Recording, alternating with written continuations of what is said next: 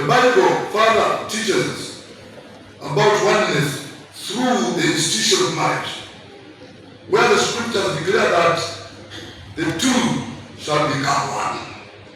Marriage succeeds when there is partnership, trust, sacrifice, respect, and shared purpose.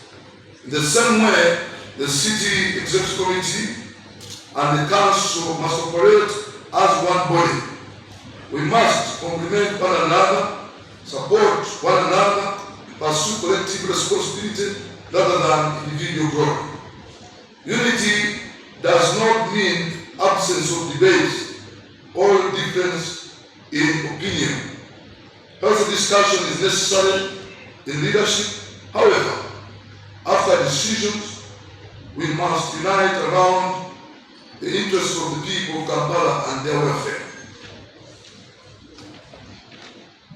I therefore call upon all honorable councillors, members of the City Executive Committee, to embrace a leadership culture built on cooperation, consultation, integrity, accountability, and teamwork.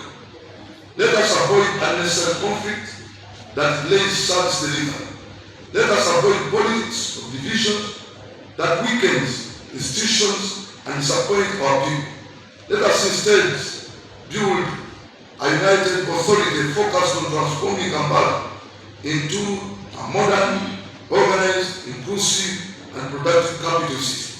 And we pledge and commit ourselves to delivering to our best, to work in line with the manifesto of the Lord Mayor, and to also support him. He's this one person who cannot be everywhere, but with support of his executive, we shall be able to reach at whichever docket, at whichever department, because you clearly know that KCCA, Kampala Capital City, has 10 departments. So it is us, the SEC, who are going to be able to supervise these departments, who are going to be able to follow up on the recommendations of council and report thereto.